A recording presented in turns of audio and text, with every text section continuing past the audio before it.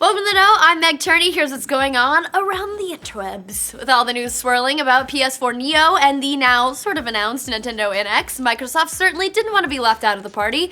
Reports surfaced yesterday that Microsoft will be unveiling new Xbox hardware at E3 this year. According to technology blogger Brad Sams, Microsoft will debut a new controller for one, but also new capabilities between the PC and Xbox One, namely game streaming to help differentiate the Xbox from the PS4. Lastly, Sams reports that his inside sources tell him that there's also going to be a much larger hardware announcement from the company at E3. Now, whether that comes in the form of Xbox 2, Xbox One Elite, One Slim, 1.5, who fucking knows? His sources are telling him it's gonna be a big one, so we're excited. Either way, it looks like we could be jammed up with all sorts of new hardware this holiday season, which is always a win. The Xbox 1.5 may be alive after all, but that's not the case for Dark Souls anymore, says series creator Hidetaka Miyazaki. After dumping the Souls franchise, Miyazaki has completely moved on in his video game love life. In fact, he's already got a new boo. I know, taking it hard.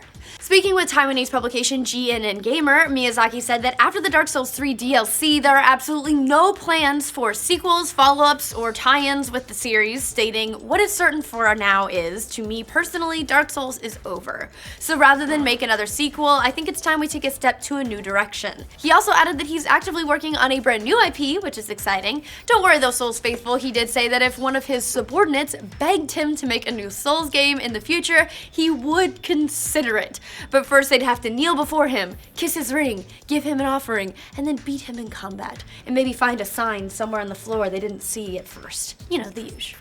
And in more video game teases, we've got 9 full minutes of leaked Pokémon Go beta footage to whet our appetites for the game's full release. It's still not enough. YouTube user Darkatheon posted the video, which is only for people who have already been accepted into the Pokémon Go beta community and is not to be watched by others. Nice legal disclaimer there, bro.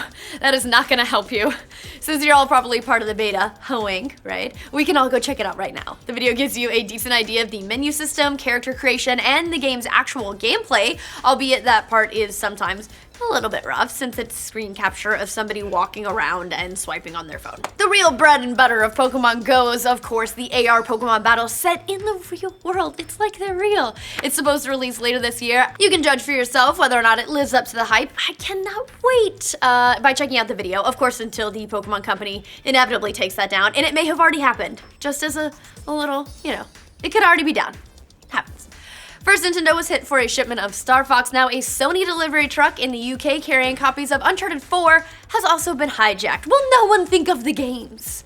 Sony confirmed that a decent quantity of discs were taken during the hijacking. Now, while the Star Fox heist happened rather peacefully, the driver was apparently asleep at the time. That's not really the case here for Nathan Drake. Apparently, the robbery involved a violent assault. No word on whether or not the driver of the truck was injured, but Sony did say that they're working with the police to assist in the investigation.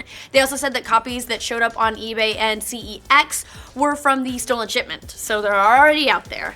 This all comes on the heels of reports of the street date for Uncharted being broken in the UK, which Sony has denied. That is a big no-no, by the way. As for the trend of hijacking video game carts, it's a good thing that Microsoft doesn't have any big exclusives coming down soon, or they'd be next. Splatoon, Uncharted, it's a wild west out there, apparently in the UK of all places. Nathan Drake is on the eve of one more adventure, and according to Robert Downey Jr., that may soon also be the case for Iron Man. Speaking with ABC's Nightline News, RDJ said, "I feel like I could do one more," when asked about donning the armor in another standalone movie. Now, considering Robert Downey Jr.'s reported paycheck for Civil War, that's like saying, I can make another $40 million, no big deal.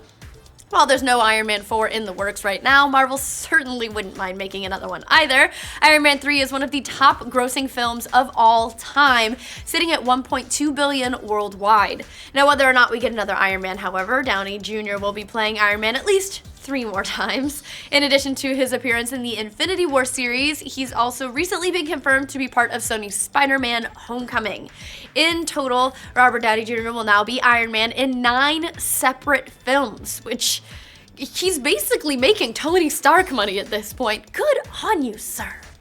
Paramount, the movie studio behind Transformers, will soon be needing some Robert Downey Jr. money to handle their most recent lawsuit. Apparently, they're being sued for not including enough product placement in Transformers 4. That's a real thing that happens now. That's like saying, hey, your movie should have sucked even more. And again, that's the way the world is. Chinese travel company Wulong Karst Tourism is suing Paramount, along with its Chinese co-producer China Movie Channel, for $27 million for not including its logo in the film. Now, reportedly, they paid $750,000 for the appearance, so yeah, you can see why they're pissed off. Paramount, for their part, has pretty much acknowledged that the logo is not in the film, but claims they made up for that because Michael Bay left behind all the China Wulong props on the street as a form of viral marketing.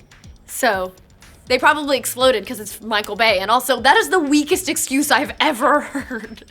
SpaceX hasn't created any Transformers yet, but it's got it pretty awesome at making spacecraft, which is just as good. The company announced on Twitter this week that it'll be sending its Red Dragon ships to Mars as early as 2018. According to The Verge, the Red Dragon is a similar craft to the one they used to transport cargo to the ISS and will launch via the Falcon Heavy, which is a modified version of the Falcon 9 rocket they landed successfully back on Earth a couple times now. Now, if the Dragon missions to Mars are successful, that would make SpaceX the first private company to land on another planet. You guys, you just keep kicking ass. It would also mean they've beat NASA and figuring out how to drop heavy payloads onto Mars' surface, which NASA still doesn't have a plan for, so they're just kicking all sorts of ass. At the moment, they figured out how to land 1 metric ton on Mars reliably, but that's pretty much all NASA's got at this point. This is, of course, just step 1 in SpaceX's still unannounced plans for Mars colonization. Spring break 2025, kids. I'll be too old. I'm already too old. That's the end of our weekly roundups. Let us know what you think of the stories in the comments down below. For future updates on all things you care about on the internet, like this video and subscribe to the know. Either way, we could be jammed up for all sorts of new holiday. YouTube user Darkathian. Is that what it was? Darkathian? But Sony did say that they're working with police to insist the logo isn't in the film, but claims they made up for it because Michael Bay left behind all the on the street as part of viral marketing. Wow, that is a really, really shitty way to do that. If the Dragon missions to Mars are unsuccessful, haha, Eddy, you bitch.